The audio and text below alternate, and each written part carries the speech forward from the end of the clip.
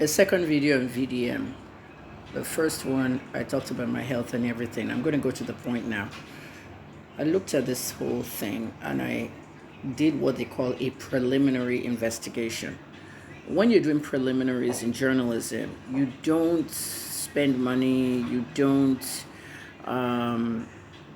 look for any specific whatever. You go and just go around the whole story and you focus on the bigger picture. There's a lot of people involved here, and I really suspect that the government is also involved, the EFCC. When you're an investigative journalist, you must learn how to be, number one, fearless. You can't be fearing anybody. I don't live in Nigeria, okay?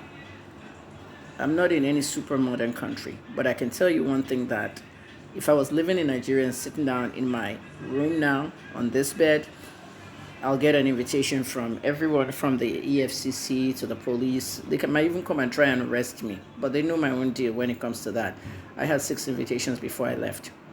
I didn't honor any of them. Every single one of those cases, I was vindicated eventually. Let me tell you now, behind me up here, you can see the logos of Zenith Bank and the EFCC. Zenith Bank has some insiders, okay, allegedly in this whole thing. There are a lot of bank fraud, agents that we know that they exist. They have done it to me. Remember when I was doing all that prison fund, prison medical fund and all that, there was a lady in FCMB who was actually stealing money from rich people's accounts and giving it to other people. And those people are using that money to actually send donations to me. So they accidentally sent double the donation, 200K instead of 100K. And that's where I caught a whole big scam. Then, of course, you have the EFCC and their record with VDM. The EFCC is not exactly friends with VDM. He took them to the highest level of government, okay, the legislative, and accused them of taking bribes from Bobrisky. He included the Falanos. We remember that mess in September. That whole mess with the Falanos, Bobrisky, EFCC, and the prisons is the bigger picture I'm looking at as an investigative journalist. If I abuse someone, and this has happened in real life in America, this person did not like gays and lesbians. He kept insulting this gay guy who lived on the street all the time. One day he went to the mall. He was hit by a car coming out of the mall. Everybody rushed to him. They called 911. They were getting an ambulance. There was a doctor there in the parking lot of the mall, and that doctor was the first responder that gave him CPR, cardiopulmonary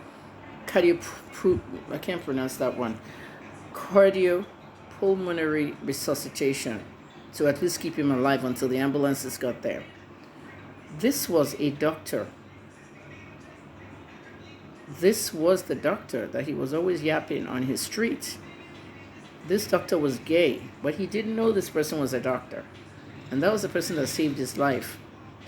So if he had recognized him, if he were conscious, would you say, don't even come near me, you are gay, I don't want you to put your mouth in my mouth to resuscitate me? He won't say that now. He will die. The fact remains is that some people that we've berated, they're the ones we have to go back to later. That happens normally in life.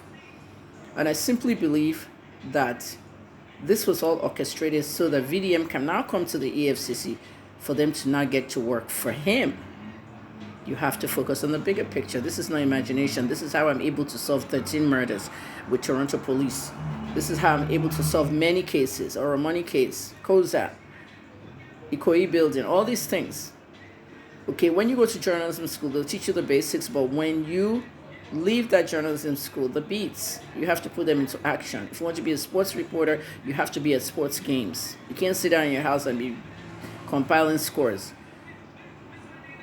If you want to be a medical reporter, you have to go to the hospital and see what's going on.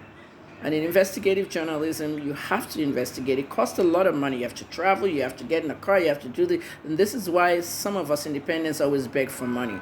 Now, I'm leaving in about 37 days, but at the end of the day, it's not about the money. It's not about, donate, let's investigate this VDM case. It's not even about that. It's about my own health now. I'm not investigating any more cases. After Mubad, I stopped investigative journalism. Okay, it's not even about that. It's about my health. My health comes first. And I wanted to tell you guys that you have to look at the red flags, the angles, and the bigger picture. Okay, if that was my money, I'll be on the EFCC's phone like immediately. We don't know how long VDM has been investigating his missing money, but he clearly told us that they have caught one of them. They have found one of them, and they're on their way to Jos now. I think they caught the person. There's one more on the large, at large, on the loose. Who is doing this investigation, VDM? Is it the police or the EFCC or both? Because the Economic Financial Crimes Commission is the one that's supposed to be handling this strictly. This is a lot of money. Banks have been doing this forever. Sheikh Magbaje went and blocked my YouTube video because I accused him of arresting 4 journalists who accused him of 1 trillion naira fraud, GTB. Access Bank was also investigated by VDM for somebody's money, a woman whose husband had died, and her money, the man's money, was somehow active in the bank with some people. He's exposed Access Bank, he's exposed a lot of people, so they know how to do this thing. It's very orchestrated. I went to Instablog just now, and I saw every single person having an opinion. Everyone's a critic in Nigeria now. Everyone had an opinion. Instablog doesn't post my videos. I don't know why. I don't care. Okay, my videos have more weight than anybody else. I am the investigative journalist. Should an investigative journalist join this investigation with VDM? Most of them will not. Within 6 hours of when VDM made this announcement, if you look on Google, you'll notice that no Nigerian newspaper posted it except one, Daily Trust, the Hausa paper. Why is it not in the Punch? It could be there as I'm speaking now. Okay? Like I said, I was one of the first people that saw that video this morning from my own side here, and I'm almost 4 hours ahead of Nigeria. I saw it as soon as he recorded it. So maybe if Punch had not seen it, maybe it's on Punch now and all the other papers and everything, because the bloggers have moved it very fast. With everybody having an opinion about it, I feel that everybody needs to be investigated. Should VDM tell us details of the investigation? No, it would be compromised. VDM, if you're watching me, do not tell us the details of the investigation. Don't compromise the investigation. That's what we do in America. Don't compromise the investigation. Don't tell everybody everything. I would not tell anybody my donations or any. I don't get much donations, but whatever I get, I try. Because there are people who are not happy for you as you're getting those donations. Have you structured your NGO? What I mean structure. Can they do an account of how much the NGO has spent? You need to be prepared for that. If you have an NGO, you need to have employees you're paying to do this and to do that. People feel that NGOs is just free money being given to people through another person. No, you must have a board. Maybe a 3-member board. For you, maybe 3 people you trust on the board that know what's going on, that can account for that money. I'm saying this, and I don't mean it in any bad form. VDM, look at me. What if you die like now, or something happens to you that's bad and you can't take care of that NGO? God forbid. You will live, and you will live well because you have been the voice of so many. VDM, what if something happens to you now? Do you have somebody who's going to take charge of that NGO without stealing it? Stealing the money or anything? Do you have a will? Have you done a will for your assets? There's a lot going on. Some of you remember the Adeleke child that I advocated for, Davido's oldest child, which is Anu Adeleke.